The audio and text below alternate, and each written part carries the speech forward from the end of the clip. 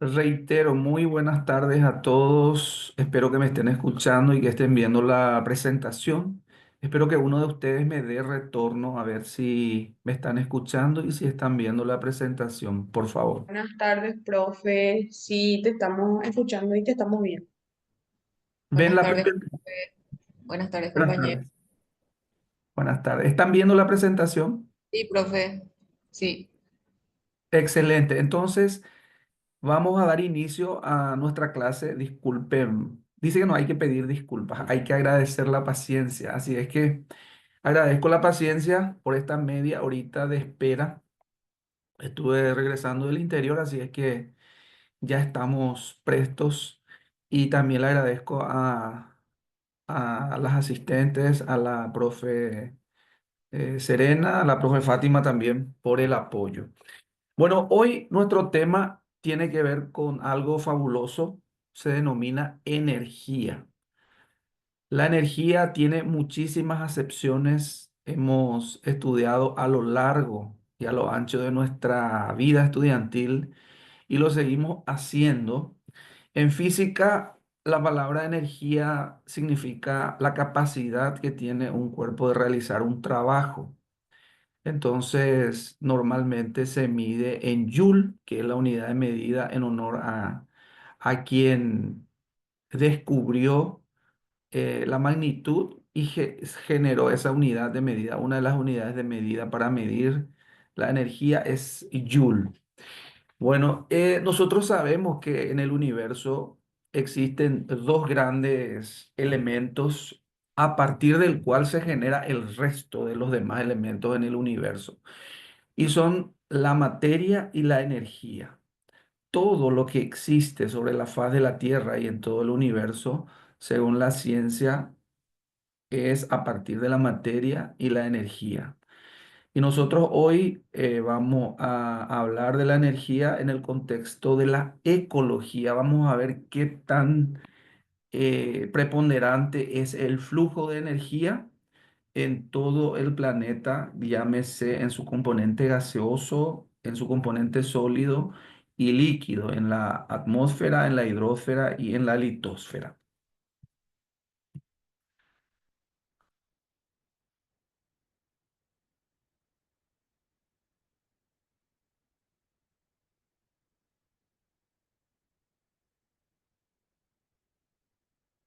Bueno, nosotros tenemos que empezar a hablar de las leyes de la energía, y hay dos leyes que tienen que ver con la energía y son las leyes de la termodinámica, que efectivamente dirigen la interpretación más lógica de la energía. Antes de iniciar todo esto, para que nosotros podamos hablar un lenguaje científico, todo fenómeno debe gozar de tres variables transversalmente.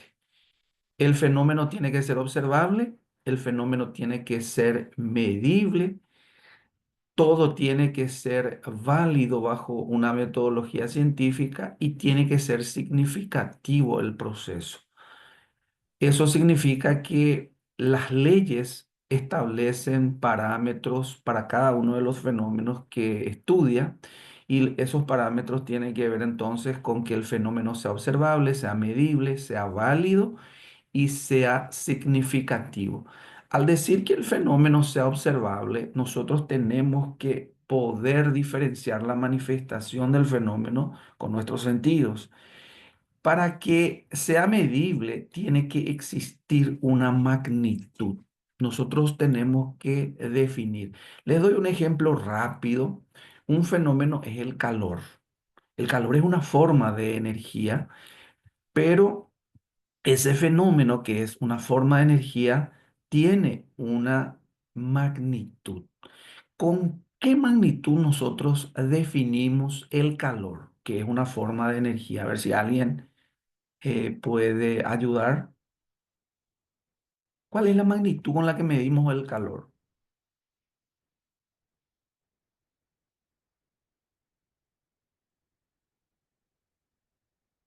Grados Celsius puede ser. Grados Celsius es la unidad de medida ya con la que medimos, ¿sí? Casi cerquita, cerquita. El grado Celsius es una de las unidades. Puede ser Fahrenheit, puede ser Kelvin, puede ser Reaumur y o grados Celsius. Ahora, ¿qué medimos con esa unidad de medida, grados Celsius? ¿Qué medimos? La temperatura. Ahí está. La temperatura es la magnitud y la unidad de medida, todas estas que hemos mencionado. Grados Celsius, grado Kelvin, grado Reaumur, Fahrenheit. Entonces, la magnitud es un fenómeno que tenemos que nosotros atinar, esa que es una variable que tenemos que atinar al fenómeno. Si nosotros vamos a medir la lluvia, nosotros sabemos que la magnitud de la lluvia es la precipitación y la unidad de medida puede ser milímetros, litros por metro cuadrado, etcétera. Y así sucesivamente. ¿Se dan cuenta? Nosotros también la energía tenemos que poder medirla. ¿Para qué? Para que podamos cuantificarla ecuacionalmente. Bueno, dejamos eso en cuarto intermedio, como dicen los abogados, y hablemos ahora de las leyes de la termodinámica que dirigen a la energía. Bueno, la primera ley de la termodinámica es algo que tiene que ver con que en la naturaleza se dice que nada se crea ni se destruye, todo se transforma. Esta ley afirma también que si bien es posible transferir la energía, esta no puede crearse ni destruirse. La energía ni se crea ni se destruye, solo se transforma. Entonces, creo que todos conocemos esta ley. En ese sentido, nosotros vemos que para que se produzca un trabajo, que es finalmente la manifestación de la energía, siempre en la ecuación de reacción hay un término igual a los reactivos, ¿verdad? La reacción es igual a los reactivos. Es decir, todo lo que se genera finalmente se recupera, nada se pierde en el sentido de que la energía sigue intacta. Esa es la primera ley de la termodinámica. Y la segunda ley es muy particular, indica en este caso es la teoría prácticamente del caos. Esta ley indica que cuando se transfiere la energía, parte de ella deja de ser utilizable. Y esto puede confundirnos. Podemos creer que se pierde. No, no es que se pierda la energía. Deja de ser utilizable por la materia, pero está itinerante dentro del sistema. Eso tenemos que interpretarla. Parte de ella deja de ser utilizable, dice. A medida que la energía recorre un ecosistema, en este caso, gran parte de ella se pierde. Eso también. No es que se destruye. Se pierde significa que no es utilizable en forma de calor respiratorio. Entonces yo quiero que interpretemos bien. La primera ley es que la energía se transforma, no se crea ni se destruye, se transforma. Y la segunda ley es que parte de ella deja de ser utilizable. ¿Cuándo? Cuando se transfiere de una materia a otra o dentro de un sistema de una parte de la materia a otra parte de la materia. Bueno, y al hablar de esa segunda ley, hablemos de la entropía. Y cuando hablamos de entropía, hablamos de desorden. Es el rango de desorden de la energía. La energía se degrada de un estado más organizado a otro menos organizado. El desorden, el caos, tiene que ver con la entropía, en este caso, conforme al flujo que finalmente se genera en el proceso de transferencia desde un estado de energía a otro estado. Por ello, la entropía está presente en todos los procesos de intercambio energético que ocurre en los distintos ecosistemas del planeta.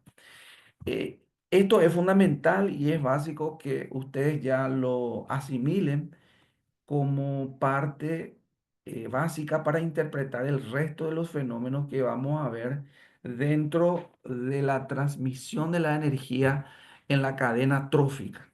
Porque en la cadena trófica hay una transferencia de energía, pero bajo estos principios, bajo el principio de la entropía.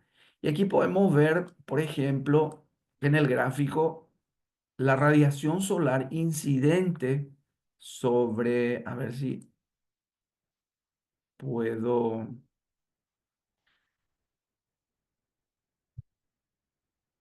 Ven aquí la radiación solar incidente sobre esta planta. Esa radiación inicialmente tiene un orden, pero al transferirse ocurre el fenómeno entrópico del desorden. Y al hablar de ese fenómeno entrópico,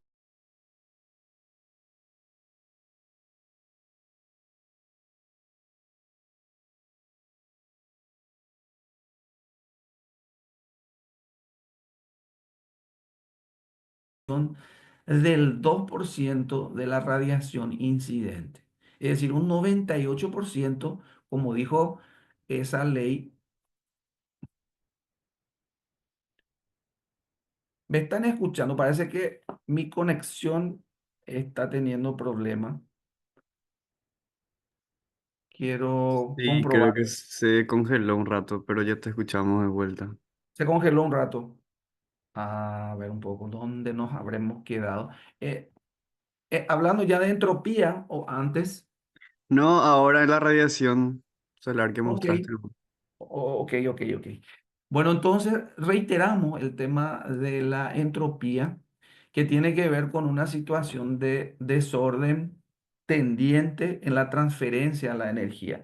Un sistema que inicialmente tiene un orden en el régimen de la energía tiende a desordenarse. Esa es un poco la regla. Y a ello le llamamos entropía. Y está presente en todos los procesos de intercambio de energía, sobre todo en los ecosistemas del planeta. Y el ejemplo que yo estuve mencionándoles es la incidencia de la radiación sobre una planta, sobre un vegetal, que llega un flujo de energía con cierto orden, pero al realizarse esa transferencia, la forma en que se asimila y luego el circuito o el flujo de energía tiende a un estado entrópico, es decir, a un desorden, pero sin que ese desorden signifique algo malo. Ese desorden tiene mucho sentido cuando vayamos a interpretar la homeostasis dentro de un sistema ecosistémico, valga la redundancia. Y lo que yo les estaba diciendo es que del 100% de la radiación incidente, la planta absorbe a lo sumo, a lo máximo. Su potencial máximo es absorber el 2% de la radiación incidente, lo que significa también que hay un 98% de energía que no aprovecha la planta, aprovecha ese 2%. Y aquí, increíblemente, vamos a darnos cuenta que, a diferencia del ser humano, el resto de las especies tiende a utilizar solo lo que precisa. Increíble es, ¿verdad? Así lo haríamos nosotros si actuásemos dentro de un instinto que imite al resto de los ecosistemas o al resto de las especies, ¿verdad? Bueno, este es un tema que es apasionante también y tiene que ver con la energía que nosotros recibimos desde nuestro gran motor nuclear llamado el Sol. Hemos dicho, creo, no sé si con ustedes he hablado ya sobre la distancia aproximada a la que se encuentra el Sol de la Tierra. ¿Hablamos de eso o todavía no hablamos de de esos datos? Todavía, ¿verdad? Si alguien me puede soplar por ahí, si ya hablamos o aún no hablamos del flujo de energía que llega del Sol y la distancia a la que se encuentra este astro de nuestro planeta. Todavía, profe.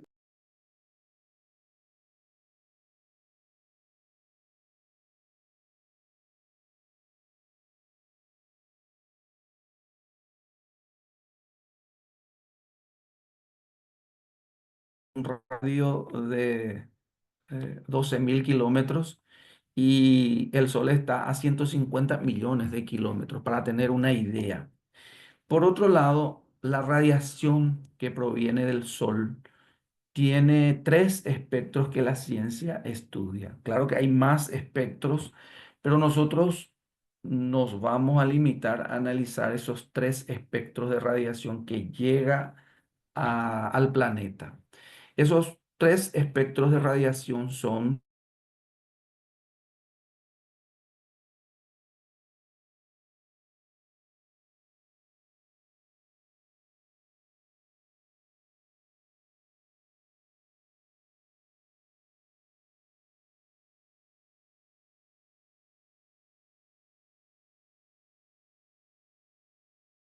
se llama radiación visible o luminosa. Tres nombres también tiene. Y la de onda larga se llama radiación infrarroja o radiación calorífica. Entonces, para no confundirnos nomás, podemos llamarle de onda corta, pero también ultravioleta o Profe, química.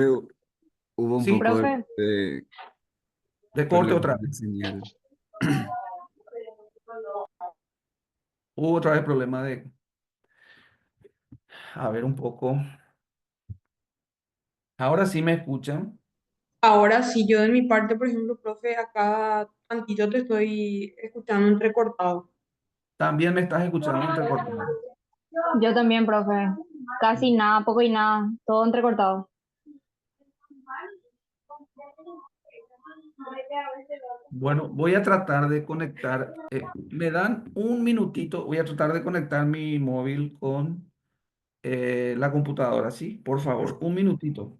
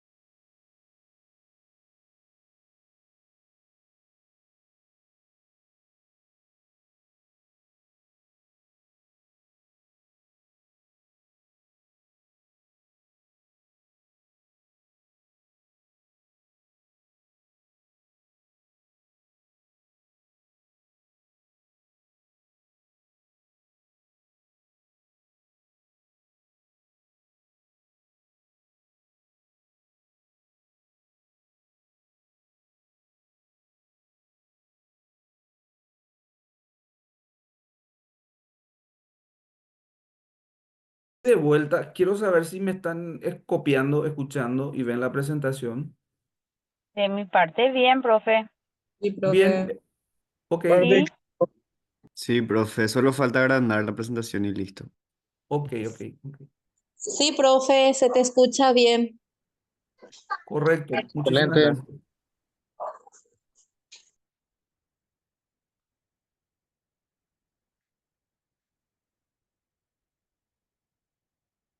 Bueno, me están escuchando. No voy a prender, disculpen, no voy a encender la cámara por una cuestión de, creo que de señal, ¿verdad? Pareciera ser que voy a tener más margen de señal sin prender la cámara. Están viendo esta imagen, ¿verdad? Aquí, donde dice radiación solar y los espectros. Sí, profe. Ok, ok, ok. Avanzo entonces. Estamos hablando de Sí, sí. que el Sol es el gran motor nuclear que está distante a 150 millones de kilómetros de nuestro planeta. Bueno, este motor nuclear llamado Sol emite varios flujos de radiaciones, pero nosotros vamos a analizar tres flujos de radiaciones. La radiación infrarroja de onda larga o calorífica, que es su denominación. La radiación visible luminosa eh, o de onda media y la radiación corta ultravioleta o química. En eso creo que estábamos cuando hubo el corte de nuestra señal, ¿verdad? Entonces, esos espectros de radiación así como la energía, y esta son formas de energía, nosotros tenemos que poder medirlos. ¿Se entiende eso, verdad? Me están copiando, vamos a ir testeando, no por lo que se pueda cortar o no, ¿verdad? Sí, profe, súper bien hasta ahora. Perfecto, perfecto. Sigo entonces. Bueno, el espectro de radiación tiene una dimensión longitudinal, se mide en longitud de onda. Y aquí es donde quiero que nos entendamos, porque nosotros manejamos las unidades de medida de longitud, kilómetros, metros, centímetros, milímetros y más, ¿verdad? Pero menos del milímetro normalmente poco practicamos estas unidades de medida. Como que es tan reducida la longitud de onda, esto se mide normalmente en nanómetros o micrones. ¿Entienden? Un micrón es la milésima parte de un milímetro. Reitero, un micrón es la milésima parte de un milímetro. Es como dividir en 1000 partes un milímetro. Y un nanómetro es la millonésima parte de un milímetro. Es decir, es dividir en 1 millón de partes un milímetro. Aquí en el gráfico ustedes pueden ver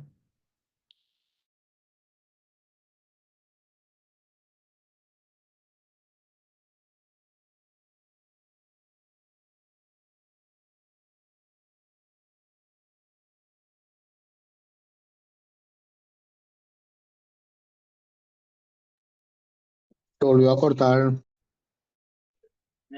Se volvió a se, cortar, profe. se volvió a cortar. Oh,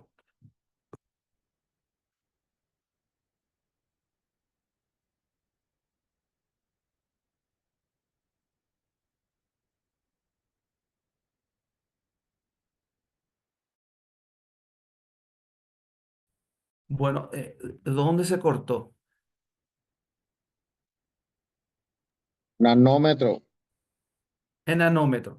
Bueno, estaba hablando de las unidades de medida del nanómetro y del micrón. Y estaba diciendo que un nanómetro es la millonésima parte de un milímetro. Y un micrón es la milésima parte de un milímetro. Normalmente, para la parte de ecología, nosotros utilizamos el micrón, pero aquí este gráfico está en nanómetro, ¿verdad? Y como pueden ver ustedes, aparece estos flujos con colores, ¿verdad? Aparece el color visible, aparece el infrarrojo, aparece el amarillo, aparece el verde, ¿verdad? Pero lo que quiero es un poco que observemos de que más abajo aparecen las unidades de medida, ¿verdad? Entonces, aparece de que el espectro de radiación, a ver si puedo mover esto, el espectro de radiación se encuentra desde los 400 nanómetros hasta los 700 nanómetros. ¿Me copian ahí, verdad? ¿Me están Sí, escuchando? profe. Sí, profe. Ok, Sí, sigo. profe. Bueno, para ponernos de acuerdo, la radiación eh, ultravioleta o de onda corta mide normalmente menos de 0,36 micrones, lo que equivale a decir que mide menos de 360. Por eso, a partir de 400 nanómetros para abajo tenemos UV. Ven ahí UV, ultravioleta, radiación ultravioleta. Esa es la que está en azul, es la radiación de onda corta o química. La siguiente es la visible, que normalmente va de 0,36. Ven aquí un poquitito antes. Va de 0,36 a 0,76 la visible. Y la radiación infrarroja ven después de 0,76, porque toda la radiación incidente que mide más de 0,76 micrones, no nanómetro como está ahí abajo, es radiación infrarroja o calorífica. Esa radiación visible que empieza con el azul eléctrico, sigue con el verde, le sigue el amarillo y luego el color rojo, esa es la radiación visible. Si queremos llamarlo en nanómetro, va desde 360 nanómetros hasta 760 nanómetros. En cambio, la UV mide menos de 0,36 0,36 micrones, es decir, menos de 360 nanómetros y más de 700 eh, nanómetros, ¿verdad? 760 nanómetros en adelante es infrarroja. Y de 760 a 360 nanómetros tenemos la radiación visible.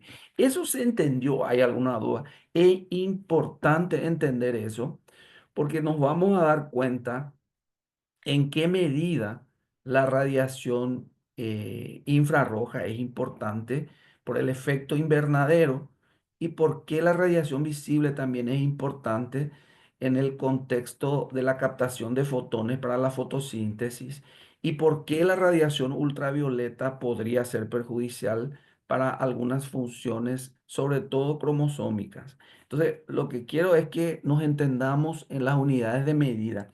¿Eso se está entendiendo eso? ¿Hay alguna duda con la unidad de medida?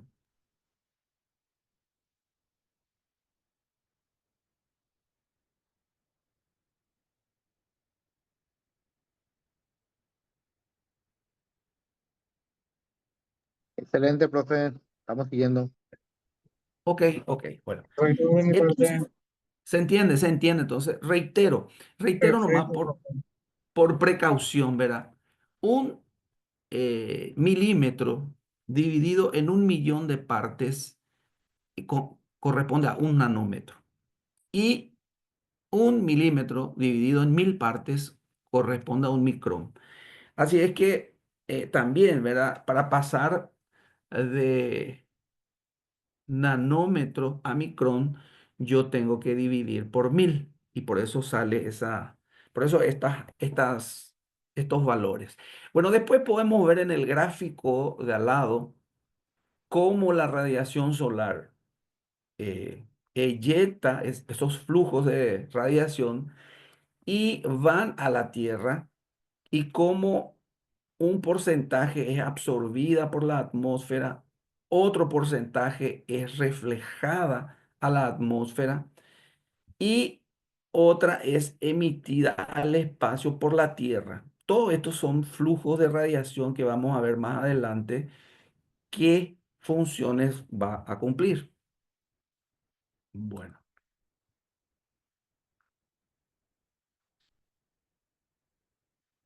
El flujo de energía es unidireccional, acíclico y abierto. Eso es también otro concepto que quiero que lo tengamos muy bien claro, ¿verdad?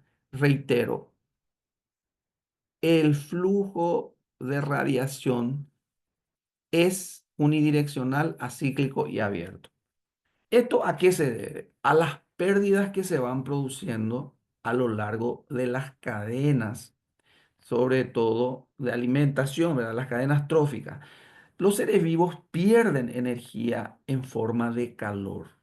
Reitero, los seres vivos perdemos energía en forma de calor.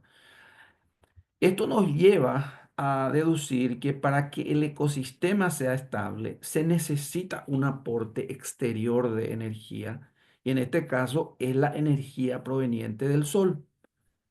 Como resultado de esta disminución en el flujo de la energía, normalmente la cadena alimenticia es limitada por ello. Es prácticamente reducida.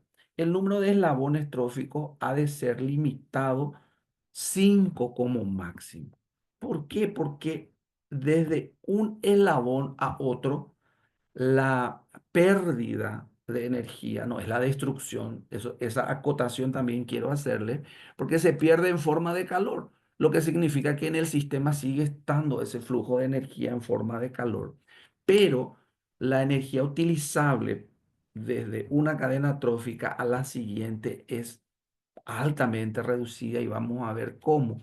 Por ello vemos aquí en este gráfico el flujo de energía y vemos los diferentes niveles tróficos desde el productor, que es un autótrofo, que es un vegetal en este caso, el consumidor, que es un herbívoro, que es el consumidor primario, el consumidor secundario, que en este caso es un carnívoro primario, y el carnívoro secundario aparece, en este caso, esta ave carroñera, ¿verdad?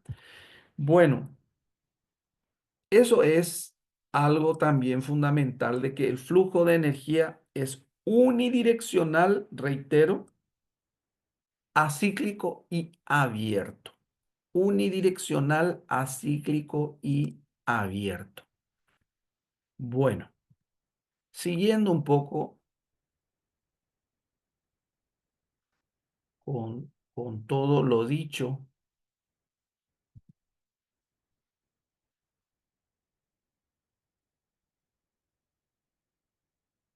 bueno, a través o por medio de la actividad de los descomponedores o descompositores, se transforma la materia orgánica en materia inorgánica asimilable, de nuevo por el ecosistema a través de los productores. Es decir, que ahí hay un ciclo increíblemente mágico cuando los descompositores vuelven a generar la posibilidad a que los productores vuelvan a utilizar ese resto que ha sido descompuesto de su forma de su forma orgánica a su forma inorgánica por los microorganismos fundamentalmente. Y aquí podemos ver al sol con la energía incidente, los productores que son las plantas, que son seres autótrofos, ya los seres heterótrofos herbívoros, consumidores primarios, los consumidores secundarios también carnívoros, los descompositores y finalmente la fuente de nutrientes gracias a estos descompositores. Lo que quiero que observen aquí es que aquí hay una flechita roja arribita, que indica un poco cómo se realiza el ciclo de la materia, que está con la flechita roja. Y con la flecha amarilla aparece el flujo de energía también. Y vemos que en este caso, desde los productores a los consumidores, ocurre esos dos ciclos, el ciclo de la materia, pero también el flujo de la energía. Vamos a ver ahora en el siguiente gráfico el comportamiento, ¿verdad?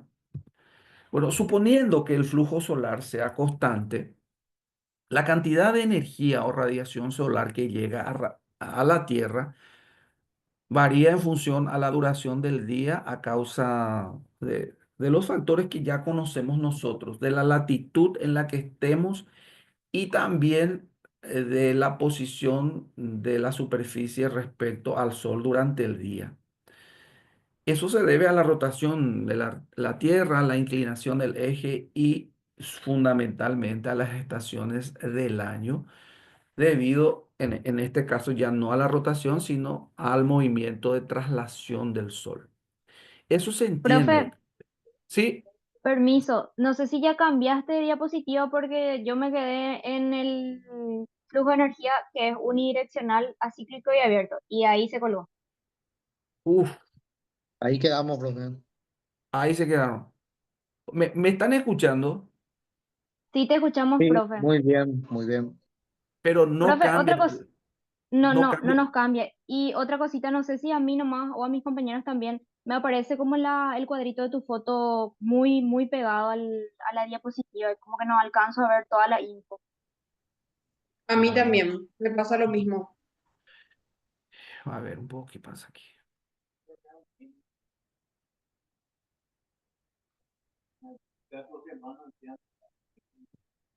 Ahí no cambia, No, profe. No, No, profe. profe. no cambia. Bueno, voy a ver qué hay.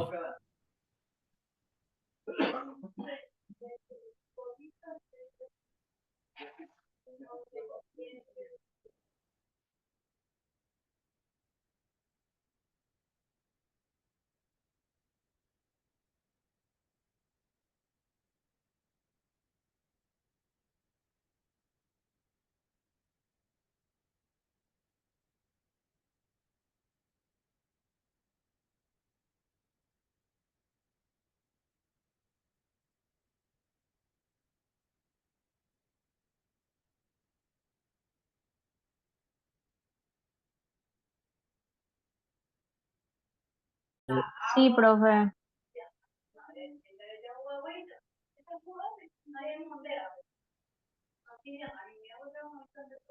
Ahí sí cambia, ¿verdad? Ahí sí, profe, ahí cambió. Ahí sí. Me seguían escuchando, pero no cambiaba la diapositiva, ¿verdad? Sí, Así sí, profe, mismo. así mismo. Bueno, en esta siguiente diapositiva, lo que podemos observar nosotros es cómo, parece que algunos compañeros están, ¿verdad? Con el...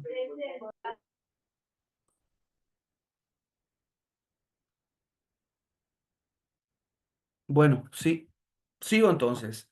Esta segunda diapositiva, como les estaba diciendo, indica el ciclo de la materia y el ciclo de la energía.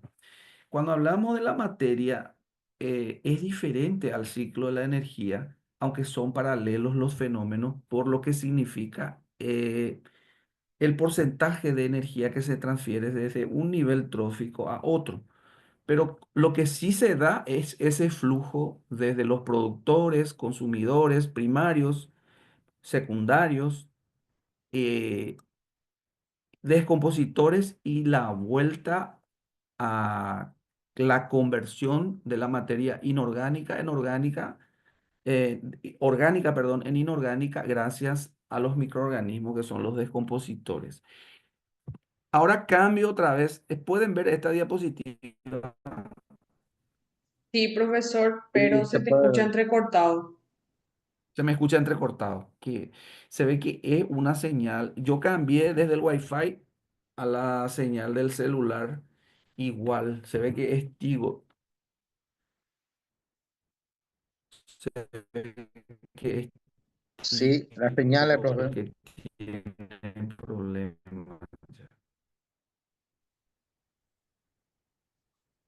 Las señales en general, creo. Yo le escucho muy bien, profe. De algunos participantes a lo mejor es el tema de la señal, profe. Ahí también te escucho entrecortado. Parece que hay un problema general, por lo menos de...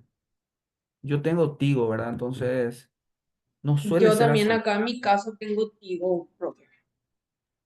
También, ¿verdad? Por el Pero mal tiempo.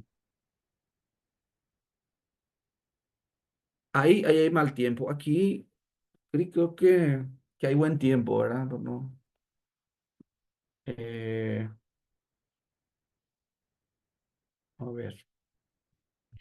Díganme en general, todos, si más lento voy, me van a poder seguir o muy entrecortado sale. Te escuchamos bien ahora, profe. ¿Me escuchan bien? Lo que quiero es que me avisen Escuchamos enseguida. bien. Te Ok, escuchamos bien, ok. profe. En momentos nomás se va la señal, profe. Por momentos se va. Sí, itinerante, sí, sí. Bueno, a ver.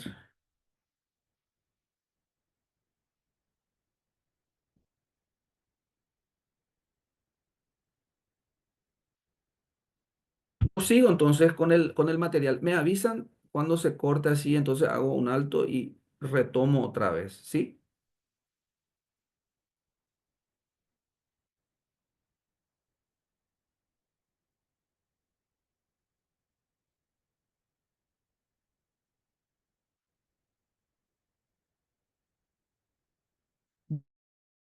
Lo que el flujo solar sea constante, la cantidad de radiación del sol que llega a la... Se cortó de vuelta, profe.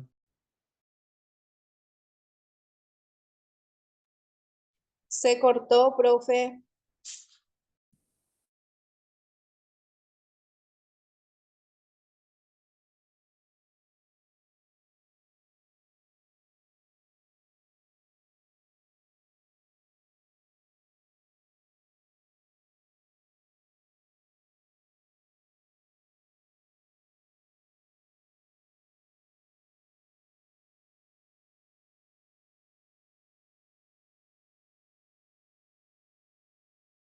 Reanudaron, ¿verdad? ¿Me están escuchando ahora? Ahora sí, profe. Ahora sí, parece que se reanudó la plataforma, ¿verdad? Entonces, voy a tratar de...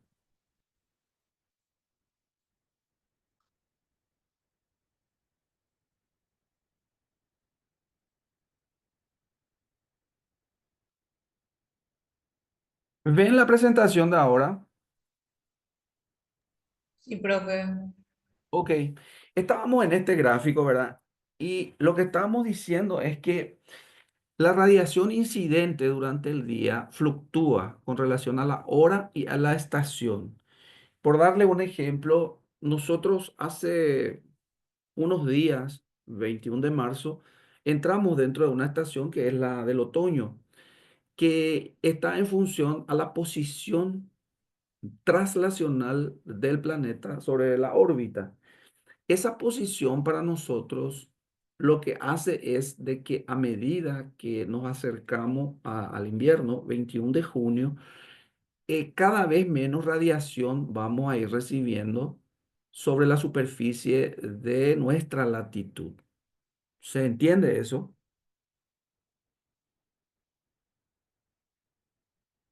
Bueno, eso está en función a la posición con relación a la estación del año.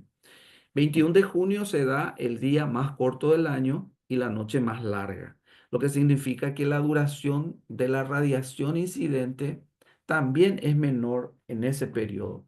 Nos damos cuenta, por ejemplo, por cómo crece el pasto en casa, ¿verdad? En el patio, en el jardín. La biomasa es mucho menor con relación a lo que se da en primavera-verano. Eso es lo que trata de indicar un poco el material. Me están siguiendo ahora, ¿verdad? Sí, profe. Sí, Sí, muy profe. bien. Muy bien, muy bien. Ahora, el propósito fundamental de los ecosistemas no es captar la máxima cantidad de energía. Más bien, solamente la energía necesaria para el mantenimiento de la máxima cantidad de organismos que permite el resto de los factores limitantes. ¿Se dan cuenta cómo los ecosistemas, no por existir más energía, ellos utilizan todo ese flujo de energía? Utilizan única y exclusivamente la cantidad de energía que realmente va a ser sostenible el equilibrio dentro de ese ecosistema. Por ello, tenemos que interpretar de que muchas veces pretendemos nosotros darle más energía de alguna u otra forma, pero normalmente el ecosistema lo que hace es regular también la asimilación de la energía. Bueno, ahí cambió el gráfico, ¿verdad? ¿Les pudo cambiar? Sí, cambió. Cambio. Bueno, en este gráfico vemos un detalle muy interesante del flujo de energía en los ecosistemas. Cuando se habla de luz extraterrestre, se habla de la luz del sol nomás porque lógicamente está lejos de la Tierra. La luz del sol llega a la biosfera, escuchen bien, a razón de 2 gramos caloría por centímetro cuadrado por minuto. Reitero, 2 gramos caloría por centímetro cuadrado por minuto. Pero esta es atenuada exponencialmente, es decir, tremenda es la reducción conforme pasa a través de la atmósfera. Cuando mucho, el 67% de estas 2 gramos caloría por centímetro cuadrado por minuto, que equivale a 1,34 gramos caloría por centímetro cuadrado por minuto, de luz llega a la superficie terrestre al mediodía con cielo despejado. Esto según Goethe.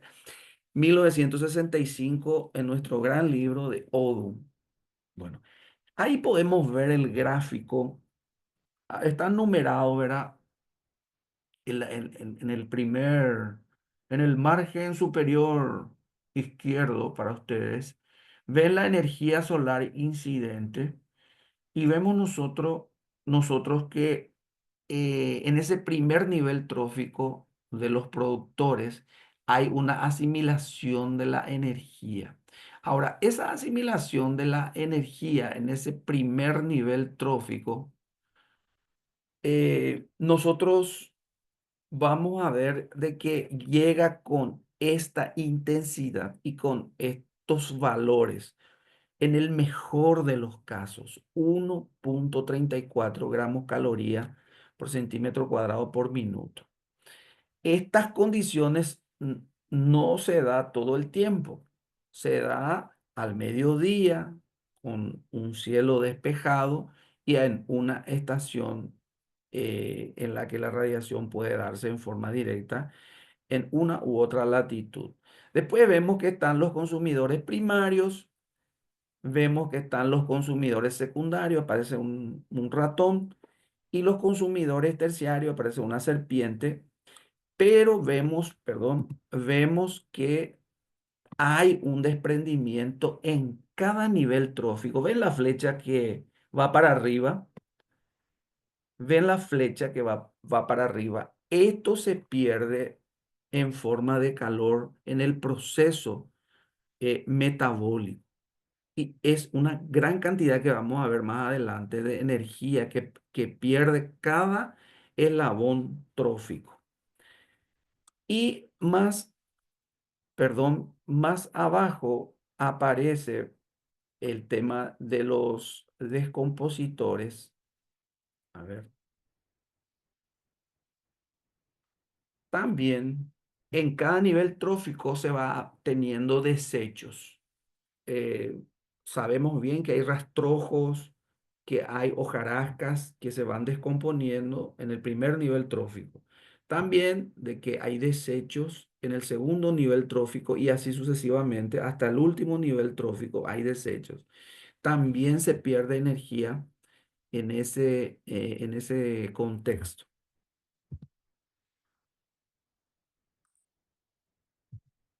Bueno, cambió la diapositiva nuevamente. Sí, excelente. Excelente. Bueno, la entrada de luz solar hasta la capa autótrofa, se refiere hasta los vegetales de un ecosistema, varía entre 100 y 800 gramos caloría por centímetro cuadrado en total. Dice luego por día. Nosotros hablamos por minuto hace rato, para no confundirnos más. ¿Se entiende eso?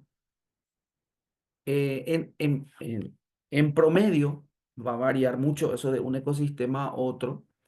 Se absorbe 100 a 800 gramos caloría por centímetro cuadrado cada 24 horas, ¿verdad? Aunque el promedio se localiza entre 300 y 400, lo que equivale a decir 3.000 a 4.000 kilocalorías por metro cuadrado. 300 a 400 es por centímetro cuadrado gramos caloría, pero kilocaloría por metro cuadrado 3.000 a 4.000. En regiones templadas como Estados Unidos, nosotros como que estamos en una región un poco subtropical a tropical, esto aumenta, es un poco más, ¿verdad? Eso es lo que podemos ver. Y acá ven el sol, la radiación incidente, dióxido de carbono expedido, ¿verdad? Cómo se libera oxígeno en el proceso fotosintético, se forma glucosa y está el suelo y el subsuelo en donde también hay un flujo interesante de nutrientes que vamos a ver en los ciclos biogeoquímicos. Bueno, hablemos un poco de la eficiencia dentro del flujo de energía en los ecosistemas. Aquí ya tenemos un gráfico en donde en la ordenada, en el eje vertical o eje Y, aparece el nivel de energía y aparece en la abscisa, en el eje X los niveles tróficos, desde el nivel trófico 1 hasta el 4. Y vemos cómo se va reduciendo el flujo de energía a medida que vamos aumentando de nivel trófico. En cada nivel trófico la eficiencia se clasifica en, escuchen bien, una primera tiene que ver con la eficiencia del consumo, que varía de de un nivel trófico a otro. La porción de energía disponible que se consume tiene que ver con la eficiencia de consumo. Eficiencia de asimilación, que es eh, otra cosa, que es la porción de energía ingerida, pero que se asimila y no se pierde por el desecho. Un desecho podría ser las heces en el caso del nivel trófico 2 y un desecho en el caso de las plantas tiene que ver con la pérdida en la transpiración de dióxido de carbono. También, ¿verdad? Que en la respiración, perdón, en la respiración de dióxido de carbono.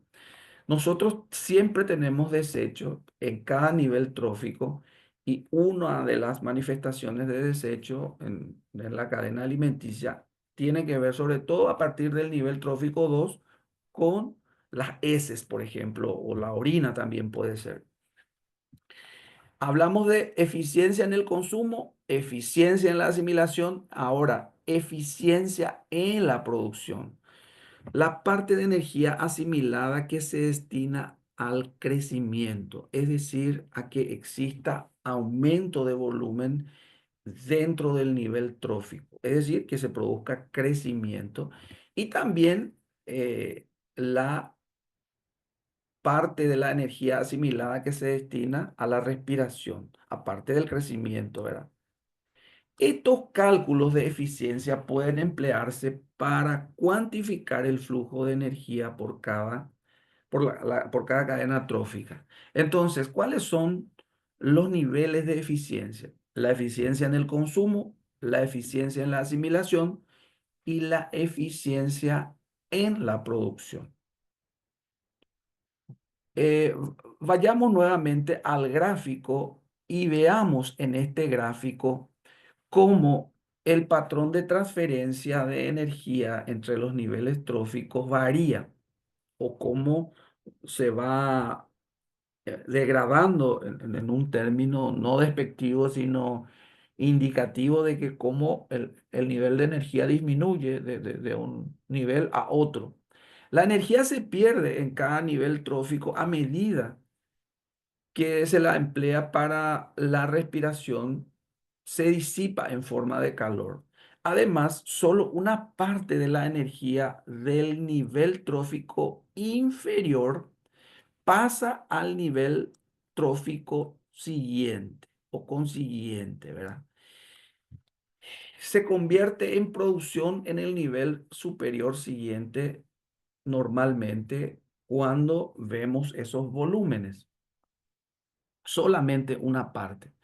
Entonces, ¿qué es lo que trata de indicarnos la eficiencia en el uso de la energía? De que es indefectible que al pasar de un nivel trófico a otro, se pierda. Hago otra vez la salvedad, no se destruye la energía, se pierde dentro del nivel trófico, pero sigue estando en el sistema en forma de calor. Se pierde ese nivel trófico, perdón, ese nivel de energía a medida que avanzan los niveles tróficos, desde los autótrofos hasta el consumidor final dentro de la cadena trófica. ¿Me están siguiendo? Hago un testeo. Sí, profe. Ok. Bueno, veamos ahora cómo fluye la energía dentro de los niveles tróficos y traté de diseñar aquí una pirámide que trata de indicar un poco eso. La cantidad de energía que fluye a un nivel trófico disminuye en cada uno de los siguientes niveles tróficos de la cadena. Es prácticamente lo que dijimos. Sin embargo, en los ecosistemas acuáticos, esto no vamos a ponernos a analizar los ecosistemas acuáticos, pero en el nivel acuático, sobre todo en los océanos, esto es diferente. Esta tendencia es diferente por todo lo que significa la producción de fitoplancton, ¿verdad? Que hoy en día también se ve un poco alterada por toda la contaminación, pero eh, hablemos del ecosistema terrestre y entendamos de que la cantidad de energía que fluye desde un nivel a otro disminuye a medida que la cadena trófica se vuelve superior, es decir, que pasemos desde el nivel de productores a consumidores. Aquí nosotros vemos el mundo inorgánico de los descompositores, en donde se forma inicialmente el humus y eso pasa directamente a su forma de nitrato o de amonio para ser absorbido por las plantas y ya como se dan cuenta el volumen de energía se reduce. Luego, desde estas plantas o vegetales, se reduce nuevamente el nivel para la siguiente cadena, que son los consumidores primarios, que podrían ser los herbívoros, y así sucesivamente hasta llegar al consumidor terciario. Lo que quiero que evalúen es cómo la energía se va reduciendo en términos del su flujo, no en términos de la cantidad, porque reitero, la cantidad sigue existiendo en el sistema porque se pierde en forma de calor. Por eso es importante aquello que hemos hablado inicialmente de la entropía.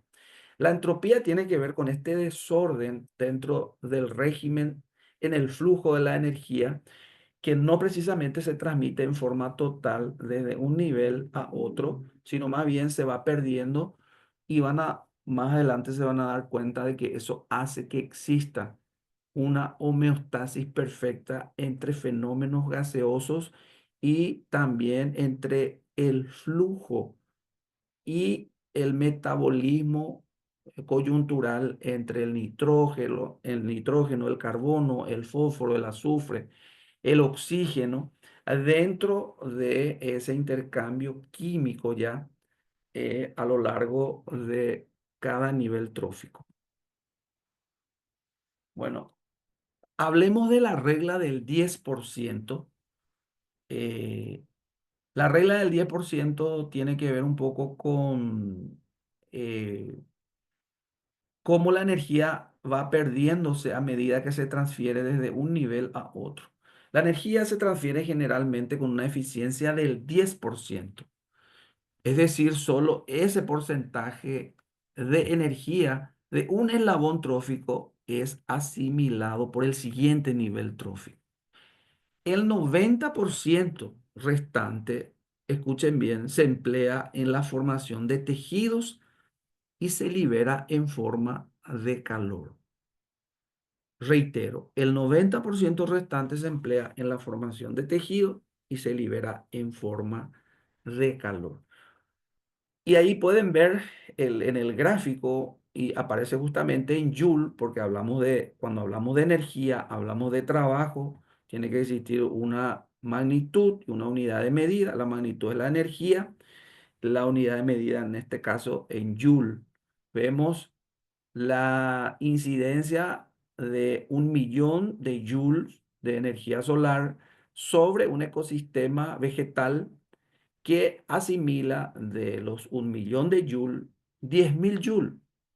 ¿No? Se dan cuenta que disminuye un 90% esta transmisión desde la incidencia de la radiación a los vegetales en total, en general. Luego, desde el nivel de productor, del nivel autótrofo, ya al primer nivel heterótrofo, aparece un consumidor primario, una langosta, y lo que asimila esta langosta o esta comunidad de consumidores primarios es el 10% nomás de energía. Estoy hablando de energía de este primer nivel trófico al segundo. Y así sucesivamente, luego aparece un creo que es una rata consumiendo a la langosta, pero esa rata aprovecha el 10% de toda la energía acumulada en la población de este nivel trófico. Y finalmente aparece la serpiente que utiliza, que se alimenta de la rata, el 10% nomás de la energía que la población de ratas dispone. Eso es increíble, increíble en el sentido, en el siguiente sentido, de que un nivel trófico superior no puede desbastar un nivel trófico inferior. Esa es la tendencia. La tendencia es esa porque para que exista equilibrio, solamente se tiene que dar ese proceso de flujo en el sentido de la regla del 10%.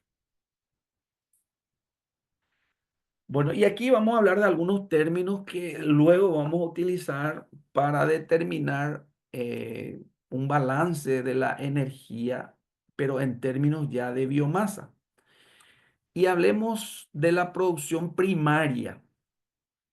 Eh, el flujo de energía por un ecosistema se inicia con el control de la luz solar a través de los vegetales en un proceso denominado producción primaria. Bueno, entendamos entonces esa primera faceta como la captación de la energía de la radiación solar y el uso del agua, de los nutrientes, del dióxido de carbono para la formación de biomasa.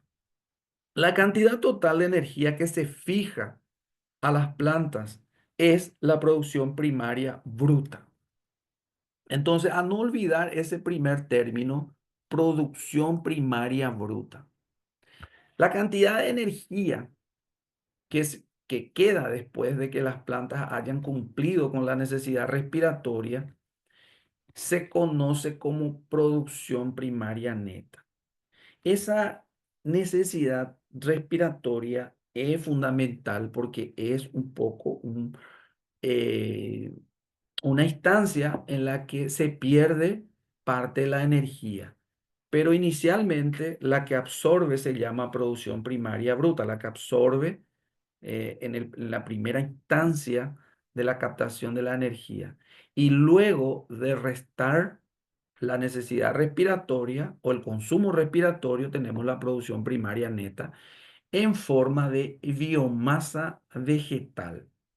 La tasa de producción primaria se denomina producción primaria neta, ¿verdad? La tasa de producción primaria, que se mide en unidades de peso por unidad de superficie. A eso le llamamos entonces nosotros biomasa, pero se determina en función al tiempo, por eso dice por unidad de tiempo.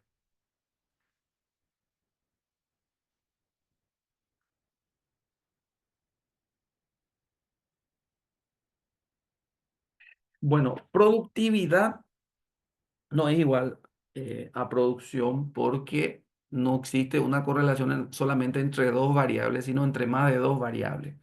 Vamos a hablar de productividad, utilización y medición de la productividad.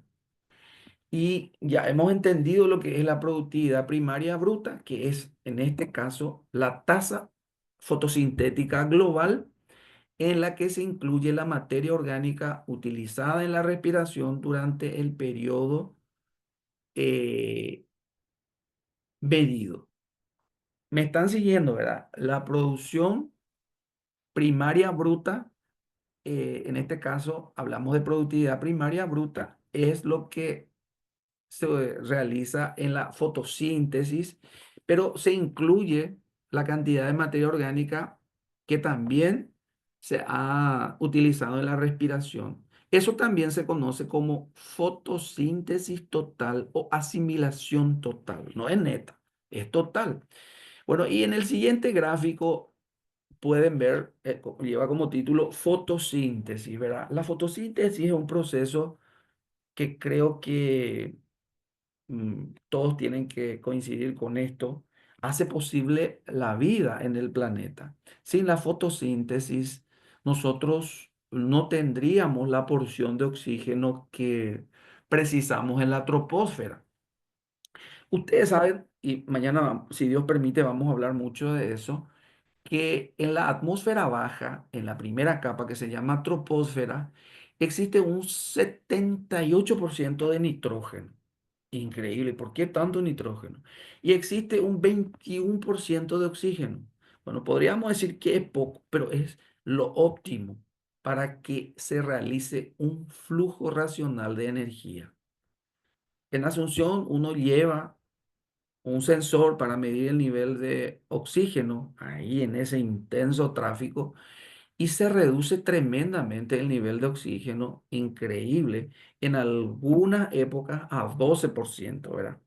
Bueno, ¿y por qué? Porque llega el secuestrador que es el carbono y lo convierte normalmente en dióxido de carbono o otros elementos como el azufre, el nitrógeno, que también el plomo, que nacen de los escapes de los vehículos, ¿verdad?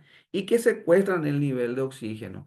Ahora, eso entre paréntesis. Pero ahora, para hablar de la producción primaria bruta, lo importante es ver que a través de la fotosíntesis, que significa transformar la materia inorgánica en orgánica, imagínense, nosotros no tenemos como heterótrofo esa capacidad. Las plantas sí tienen esa capacidad de transformar la materia inorgánica, escuchen bien, en orgánica. ¿Gracias a qué? Gracias a un intercambio gaseoso, pero el combustible más importante, aunque no lo quieran creer, es la energía solar. La luz del sol incidente sobre las plantas deja una huella de combustible, que es el flujo de energía. Nosotros le llamamos fotones, ¿verdad? A, a esa malla de captación del flujo de energía solar. ¿Y qué hace la planta?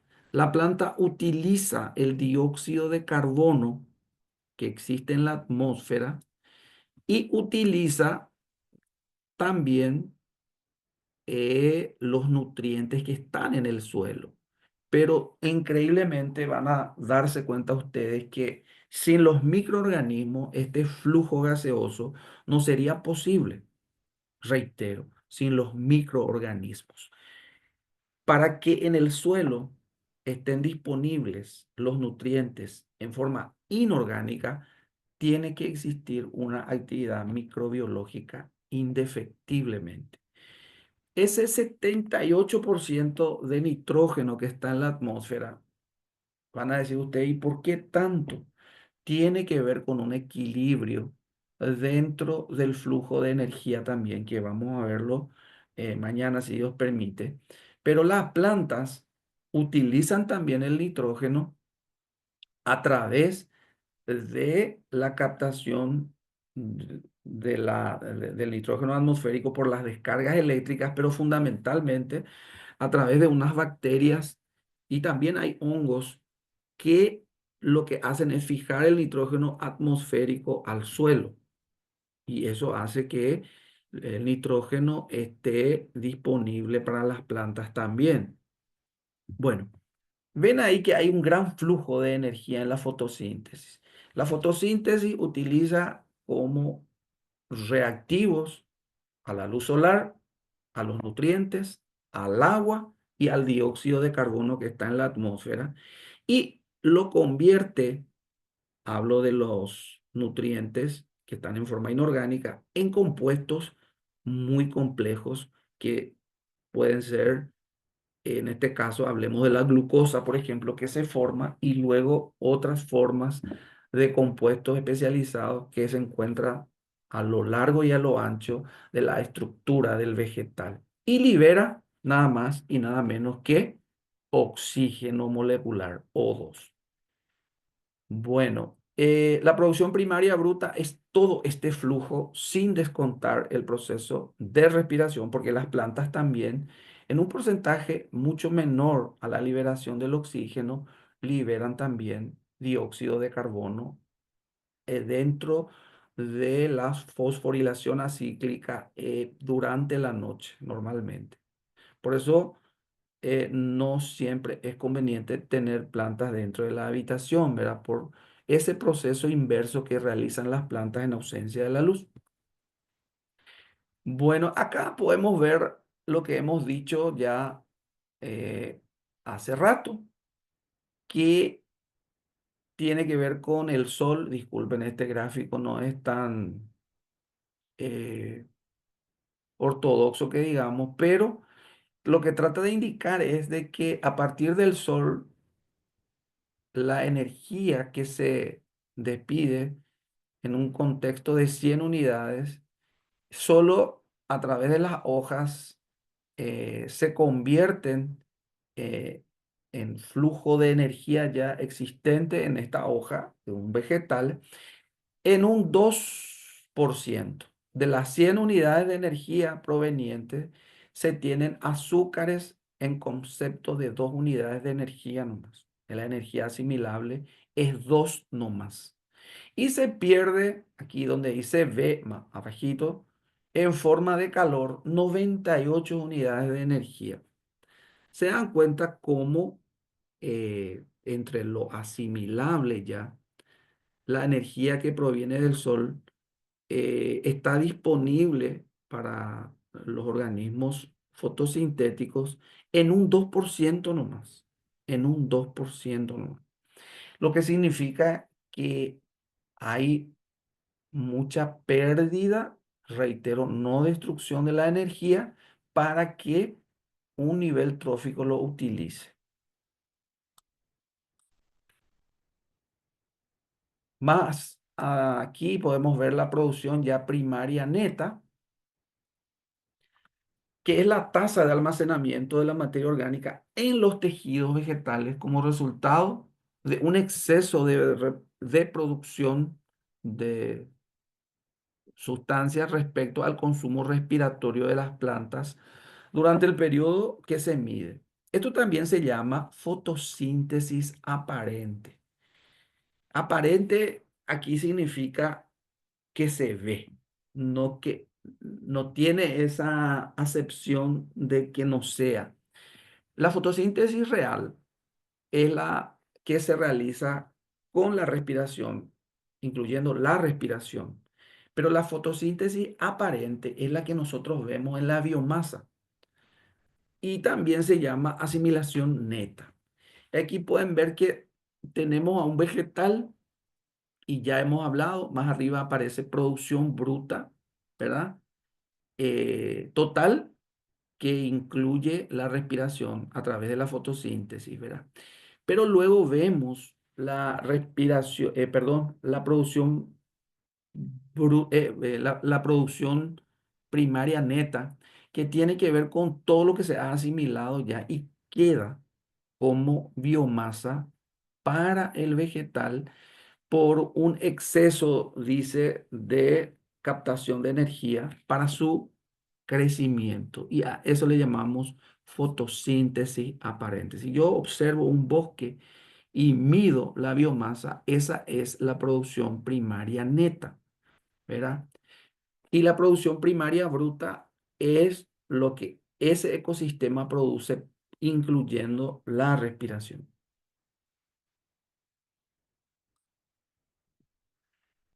Productividad neta de la comunidad es la tasa de almacenamiento de la materia orgánica no utilizada por los heterótrofos. Hablamos de, por ejemplo, del consumidor primario de un herbívoro. eh, Menos consumo de heterótrofo durante el periodo en cuestión, que por lo general es la época de crecimiento de cada año. Entonces, la productividad neta de la comunidad, que es diferente a la anterior, no hablamos de la comunidad, ahora sí hablamos de la comunidad, de un bosque, por ejemplo, es la tasa de almacenamiento de la materia orgánica que no se ha consumido, por darle un ejemplo, por los herbívoros. Es lo que resta, es lo que queda durante el periodo definido, ¿verdad? Que por lo general es la época de crecimiento de cada año. Entonces, en el gráfico se trata de indicar un poco, tenemos la energía incidente, tenemos a la planta, la energía que se libera en forma de calor y la transferencia de energía y materia a este herbívoro, que es una vaca, y nosotros vemos que finalmente no todo lo que resta, ¿verdad? Del consumo de este heterótrofo primario es lo que se considera la productividad neta de la comunidad, la productividad neta de la comunidad. Entonces, ese también es otro fenómeno muy particular de que en un ecosistema tiene que existir esa productividad neta para que eh, ese nivel trófico tenga la oportunidad de reserva y recuperación para que siga existiendo a merced de los siguientes niveles tróficos. De no ser así, sería inviable e insostenible el reciclaje a lo largo de la cadena trófica. Finalmente, las tasas de almacenamiento de energía a nivel de los consumidores, ya hablamos no del nivel autótrofo, hablamos de los siguientes niveles, se denominan productividades secundarias. ¿Por qué? Porque los consumidores solo utilizan materiales alimenticios previamente elaborados, y hablamos de los vegetales, con ciertas pérdidas respiratorias y lo convierten en diferentes tejidos a través de un proceso global. La productividad secundaria no se divide en estimaciones brutas y netas. ¿Por qué? Porque no hay fotosíntesis, no hay un proceso de conversión inicial de esa energía incidente bruta, ¿verdad? El flujo total de energía a nivel de los heterótrofos, hablamos de animales, es análogo a la producción bruta de los autótrofos, pero debe denominarse, al no producirse esa conversión inicial, asimilación en vez de producción, porque lo que se hace es asimilación en vez de producción. Entonces, estas son las productividades secundarias. Si yo le pregunto a qué nos referimos al hablar en un ecosistema de productividades secundarias, nos referimos a la asimilación que realizan los heterótrofos. Bueno, hablemos ahora de metabolismo y tamaño de los individuos, que es también otro fenómeno muy particular. ¿Me están siguiendo, verdad? Sí, Sí, profe. profe. Ok, ok. Metabolismo y tamaño de los individuos. La biomasa, que ya sabemos qué es, expresada como el peso seco total o el contenido calórico total de los organismos presentes en un momento dado, que puede ser sostenida por un flujo continuo de energía en una cadena trófica por todo lo que dijimos, depende en gran medida del tamaño de los organismos individuales, es decir, depende de cada especie, del tamaño de cada especie. Reitero, la biomasa, que es la masa total expresada como el peso seco o el contenido calórico total de los organismos presentes en un momento dado, se sostiene por el flujo continuo de energía. Eso es indiscutible.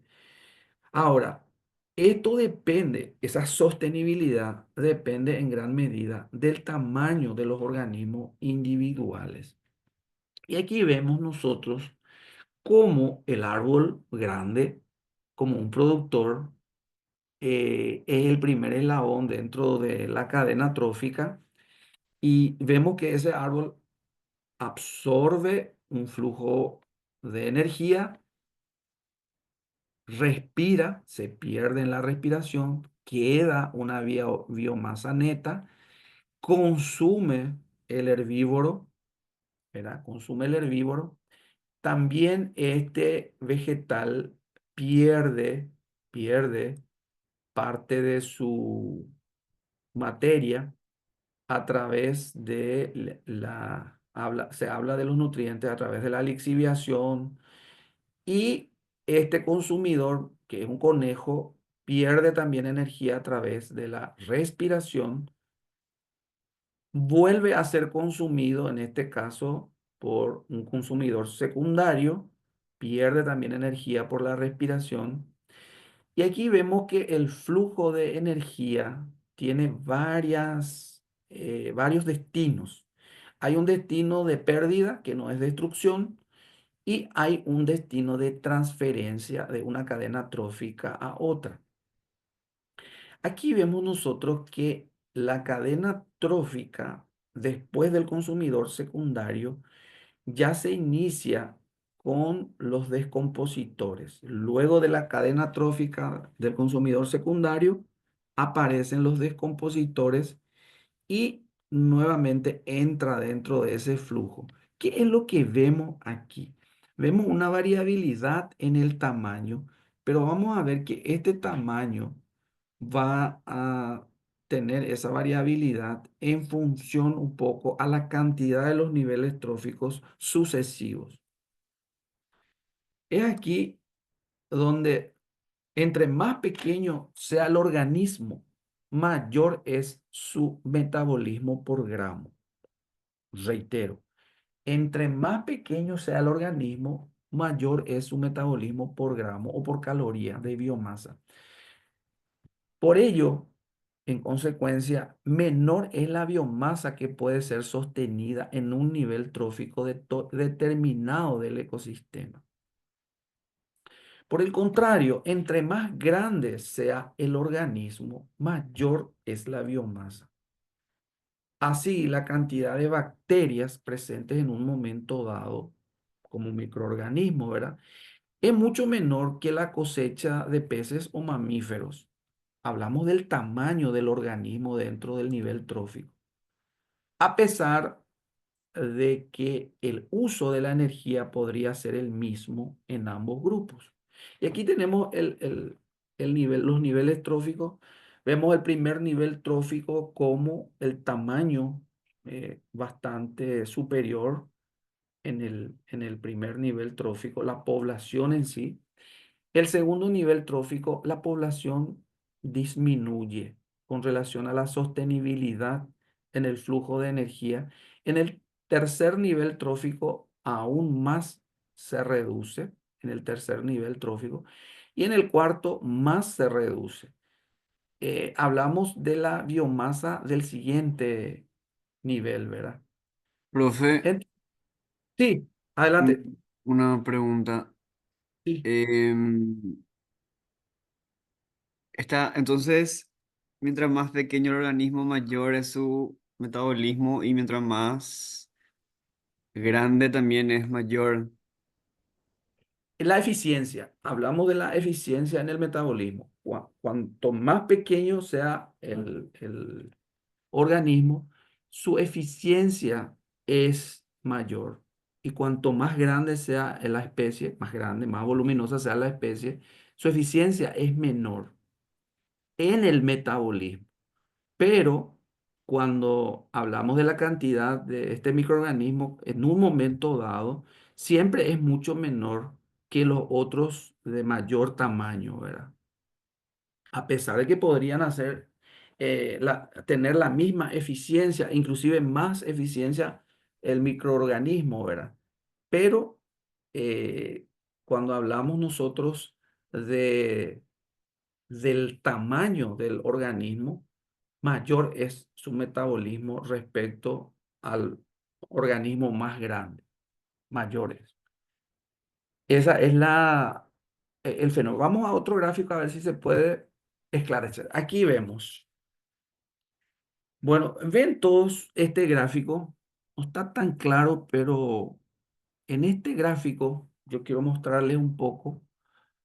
En primer término aparece la biomasa de los vegetales, ¿sí? Luego aparece la biomasa de los consumidores primarios, que en este caso son herbívoros. Cuando yo hablo de la biomasa, hablo del volumen total de los organismos. Pero cuando hablo ya en este caso, de la biomasa de los consumidores secundarios, se dan cuenta que aparecen pocos ya, menos. Entonces, ese tiene que ser también un grado, en este caso del carnívoro que le persigue a la cebra, y creo que son venados o ciervos, nosotros nos damos cuenta que por más, por más pequeño que sea este tigre que le está por cazar a estos herbívoros, su metabolismo es más eficiente, pero la biomasa tiene que ser menor dentro del ecosistema. O sea que no puedo yo tener una población. Si ustedes van a un monte y ven, por ejemplo, que hay una masiva población de, ¿qué es lo que más hay por acá? Yo suelo ver por el departamento de Misiones, aguaraí, ¿verdad? Conocen el aguaraí, ¿verdad?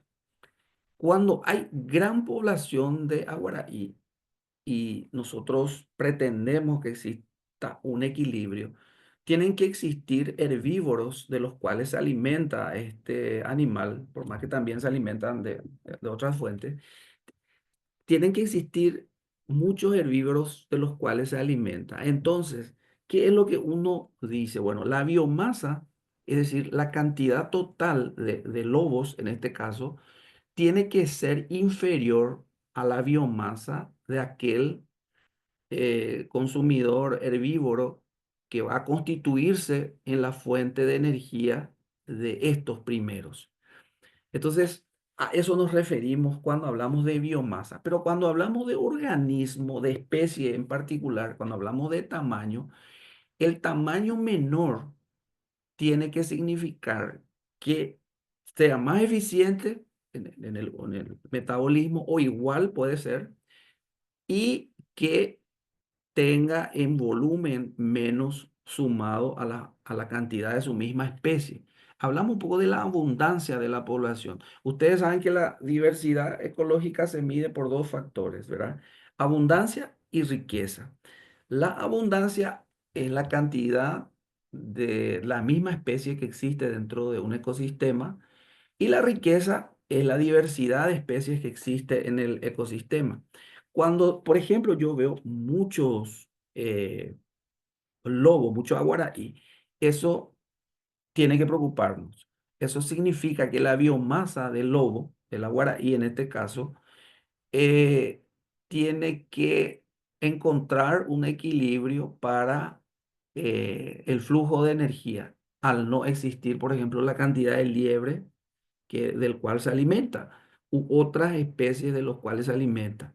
Cuando en consonancia no existen esas especies, que es lo que está ocurriendo, ¿verdad? De repente. Y a eso nos referimos cuando la abundancia de una especie puede significar la pérdida de la diversidad del ecosistema. Eso es para que exista el equilibrio, ¿verdad?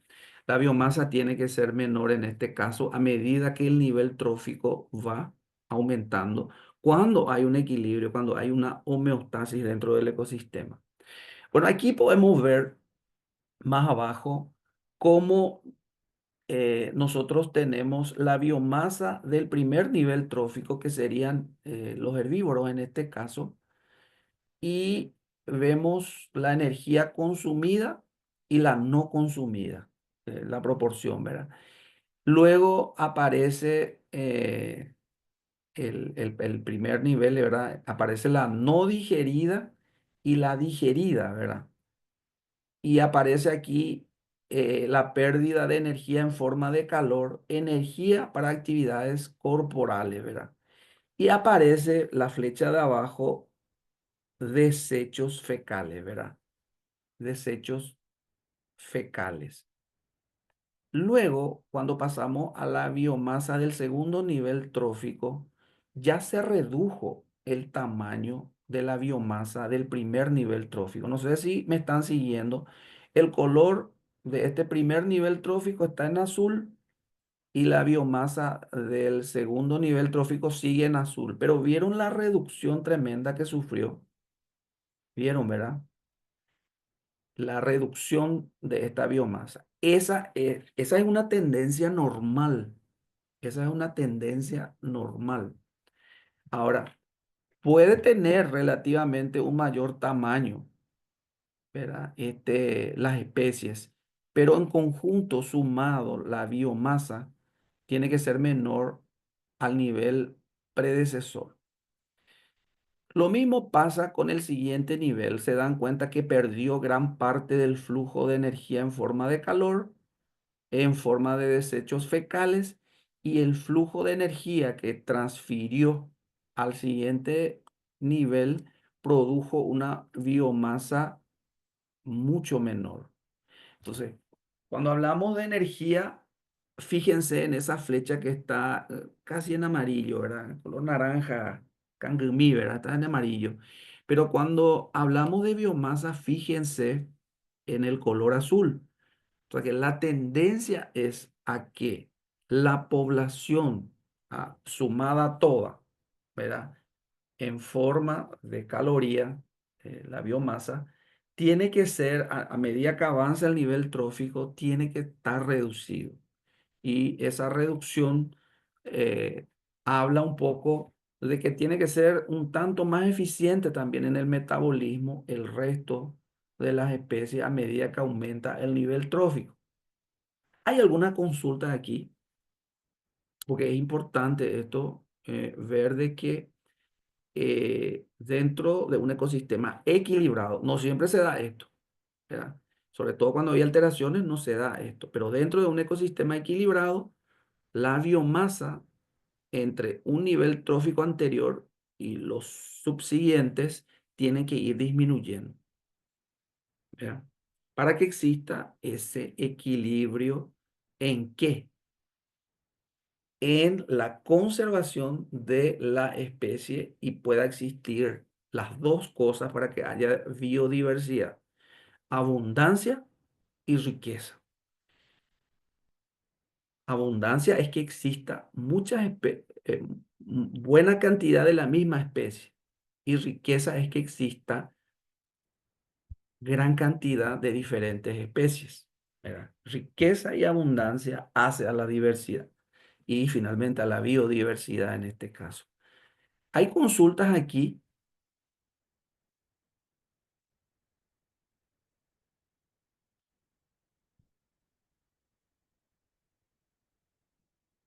Bueno, paso al siguiente. No, profe. No, no hay consulta. Bueno, paso al siguiente material. Y ustedes pueden ver ahí nuevamente los organismos fotosintéticos en este caso y los herbívoros. Después ven cómo va bajando a los carnívoros primarios y los carnívoros secundarios. Todo este tema del flujo de la energía. Y ese, por la regla del 10%, se va reduciendo, ¿qué? Se va reduciendo eh, la cantidad de energía desde un nivel trófico a otro. Pero aquí vemos nosotros que gran parte de, de la energía, nosotros ya dijimos que no se destruye, se pierde. Vemos cómo realmente se escapa esa energía y aparece en color, eh, ru- creo que es un naranja fuerte, excreción y muerte, ¿verdad? Aparece excreción y muerte como gran parte de la pérdida de la energía. Y al hablar de excreción, nosotros en el caso de los autótrofos hablamos de la respiración, ¿verdad? En el caso de los autótrofos. Pero en el caso de los heterótrofos, nosotros hablamos también de respiración, pero hablamos de excreción y muerte. Excreción y muerte. Entonces, finalmente, este flujo de energía que tuvimos se vuelve a equilibrar dentro de lo que nosotros llamamos un balance energético. Entonces, lo que estábamos diciendo de la regla del 10%, de que desde un nivel trófico a otro nivel siguiente trófico, solamente se utiliza el 10% y el que el 90% se pierde de diferentes maneras, estas son las maneras, ¿verdad? En las que se va perdiendo o se va reasignando por entropía la energía.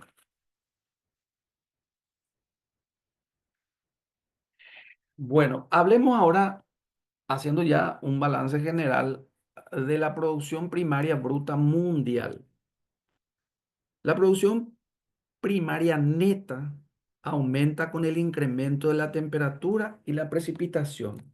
Pero yo creo que mañana vamos a tratar de hacer un poco una ecuación de lo que pasa con las variables o los elementos climatológicos y el flujo de energía. Nosotros sabemos que una especie vegetal tiene una forma de indicar su potencial de eficiencia energética. Y nosotros lo sabemos a través de una variable que se llama evapotranspiración. La evapotranspiración potencial es la capacidad que tiene un vegetal de transpirar y hacer paralelamente una fotosíntesis en un grado máximo, ¿verdad? En un grado máximo. La evapotranspiración potencial es como el coeficiente que tiene una planta para hacer su máxima cantidad de fotosíntesis y evapotranspirar. Cuando existe un régimen pluviométrico ideal dentro de un ecosistema, un nivel térmico, es decir, de temperatura ideal también para las especies en cuestión dentro de ese ecosistema, y se produce una, eh, un gradiente de concentración, nosotros le llamamos cuando en la atmósfera existe esa humedad relativa no alta para que exista diferencia de presión entre el sistema vascular de la planta y el aire y se produzca ese vacío, la planta evapotranspira, claro, teniendo una máxima disponibilidad en el suelo. Por eso en el Chaco hay máxima producción cuando es un ambiente seco y se puede regar, por ejemplo, en algunos casos. Yo sé que el Chaco tiene problemas de agua, pero hoy en día van a ver que en el Chaco hay sistemas de riego por pivot o utilizan para las pasturas los famosos cañones que irrigan por aspersión también. Van a ver que las plantas aprovechan el gradiente de la sequedad atmosférica y la humedad en el suelo como para evapotranspirar. Es como una máquina que está trabajando a su máximo nivel.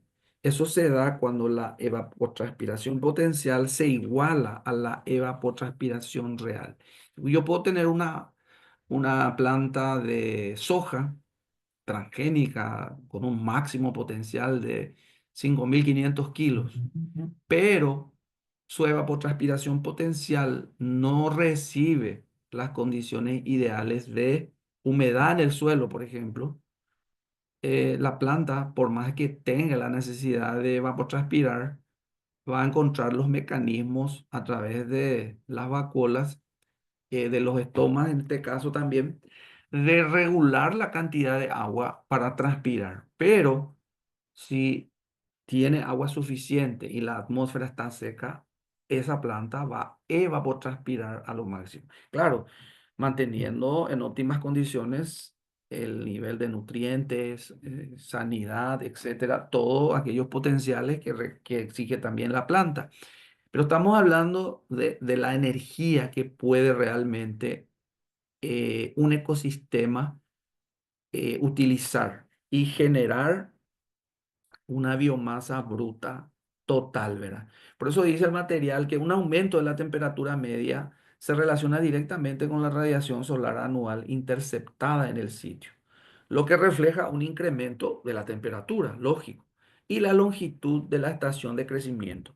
Nosotros sabemos de que eh, la longitud del día o de las horas de luz se llama fotoperiodo en el caso de los vegetales.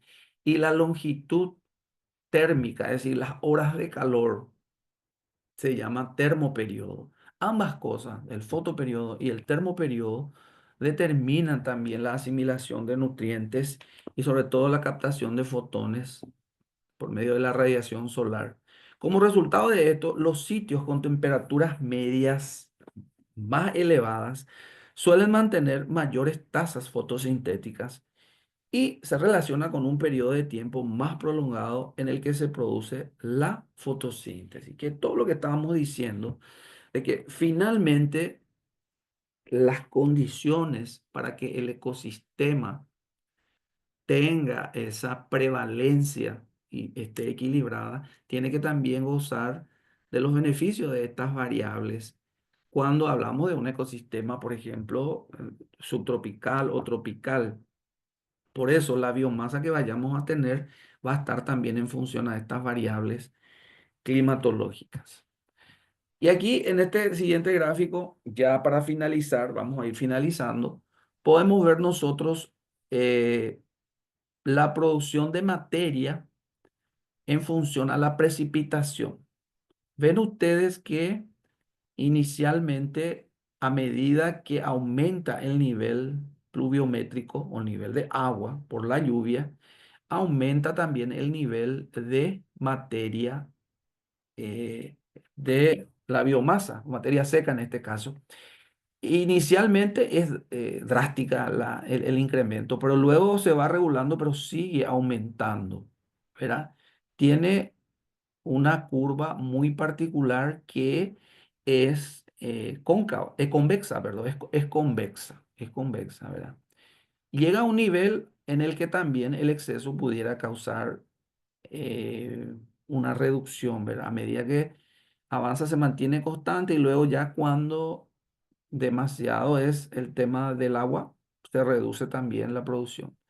Aquí más adelante vemos al lado nomás, en el margen superior derecho para ustedes, cómo se comporta, que es diferente el tema de la temperatura, las plantas con la temperatura, o sea que en este caso la biomasa. Producción de materia seca, gramos por metro cuadrado por año. Y vemos nosotros cómo sigue esta curva. Nosotros, los agrónomos, estudiamos en economía una ley que se llama la ley de los rendimientos físicos decrecientes. Y tiene tres etapas y es esta misma curva de la temperatura, esa curva de la ley de los rendimientos físicos, dice luego, decreciente. ¿Por qué? Porque los seres vivos se comportan de esta manera. Hay una primera etapa en el que el crecimiento marginal es creciente. Hay una segunda etapa aquí a partir del punto de inflexión, en donde la curva deja de ser cóncava y se hace convexa. Ese es el punto de inflexión. A partir de aquí, el incremento es constante hasta es que finaliza esa segunda etapa y se inicia la tercera etapa en donde el incremento es reducido ya, se va reduciendo sigue incrementándose, pero es reducido el incremento hasta que hay un nivel en donde hay pérdida. Lo mismo pasa con la temperatura. Inicialmente hay baja producción, cuando la temperatura es baja, sobre todo en plantas mesófilas o mesófitas, eh, es difícil, como nuestras plantas en general, la soja, las leguminosas en general, son plantas que requieren una temperatura por encima de los 15 grados Celsius, como para ir generando un crecimiento. Y acá nos damos cuenta por ello que a medida que la temperatura alcanza ciertos niveles, el crecimiento de la biomasa en este caso crece. Pero ya cuando nosotros alcanzamos 36 a 38 grados se produce también un estrés térmico, es decir, por el aumento. Aquí por la disminución de la temperatura y allá por el aumento. Eso haciendo la salvedad de que existen ecosistemas con plantas xerófitas, por ejemplo, que resisten altas temperaturas. En este caso, las plantas microtérmicas son denominadas microtérmicas, aquellas que aguantan bajas temperaturas y son de ecosistemas muy particulares en donde hay poca agua y hay baja temperatura, ¿verdad? Por ejemplo. Bueno, eso es para entender de que la asimilación de la energía también está en función a estas características pluviométricas y térmicas, ¿verdad?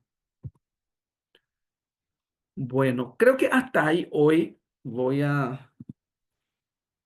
ahora sí voy a pedir disculpas, ¿verdad? Por la señal, eh, por un tema no voluntario, ¿verdad? Algo que tiene que ver con lo que ocurre con este tema de la posibilidad de dar las clases virtuales.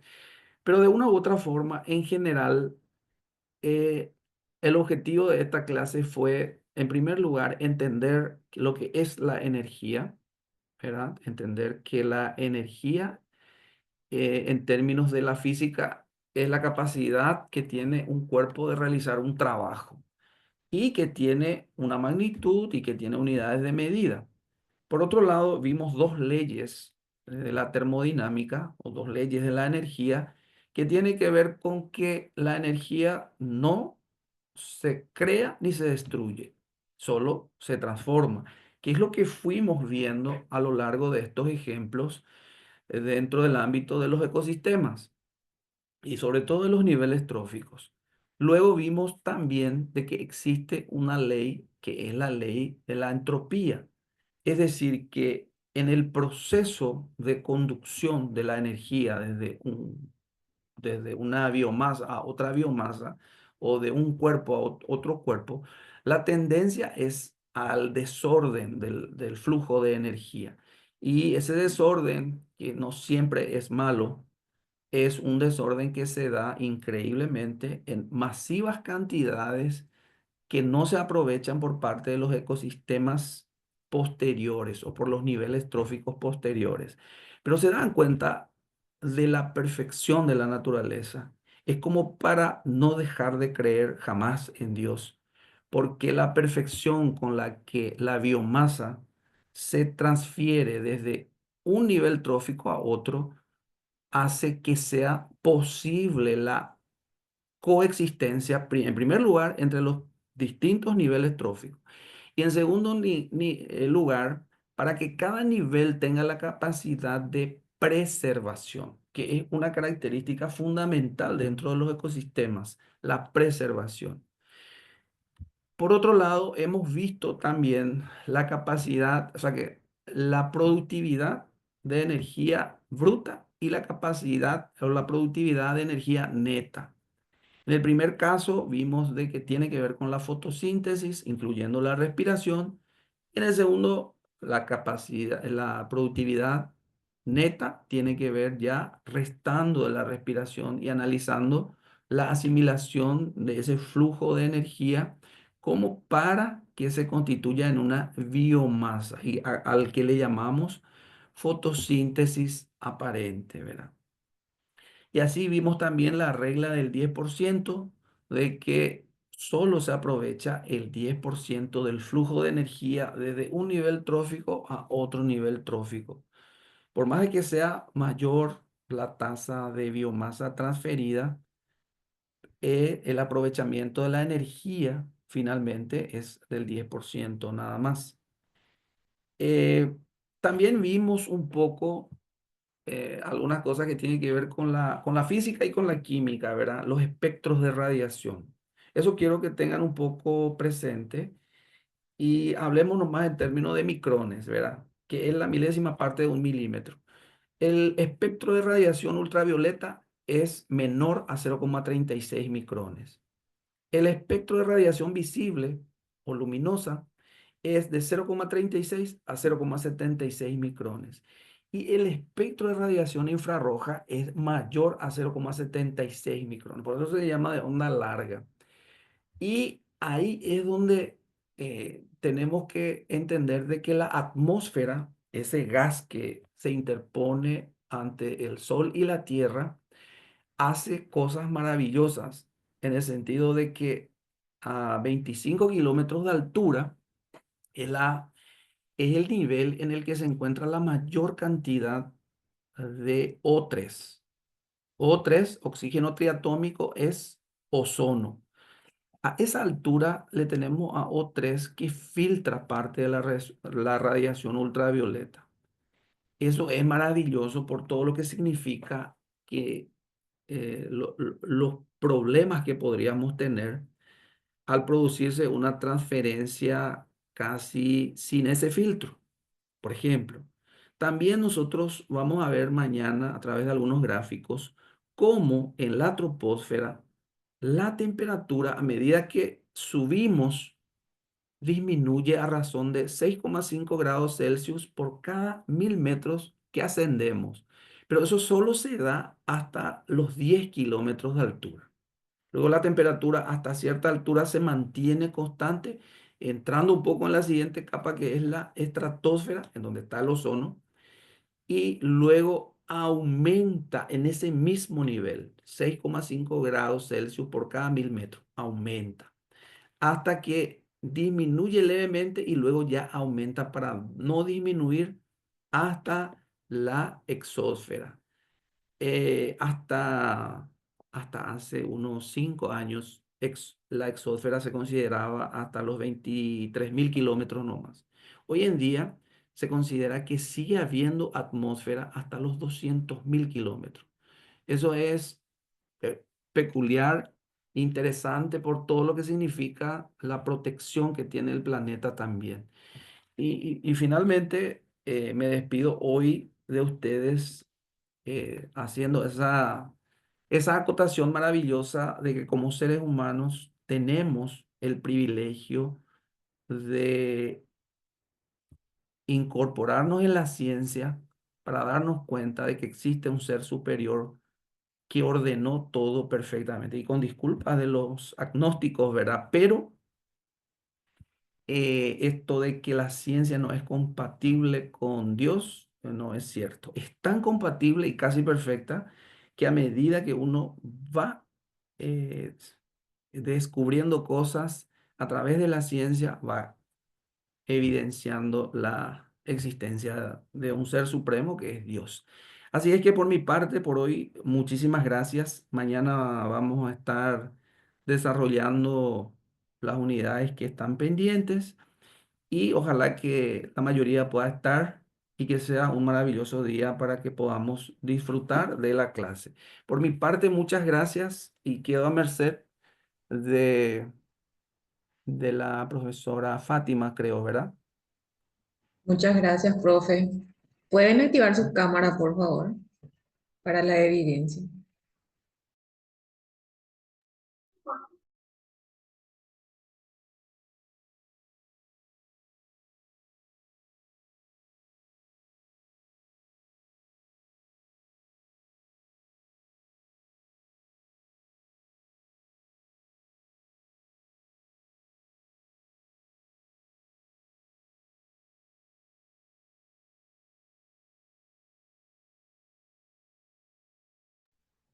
Muchas gracias. Nos encontramos mañana entonces. Hasta mañana. Hasta mañana, profe. Muchas gracias. Mañana. Hasta mañana. Buenas noches.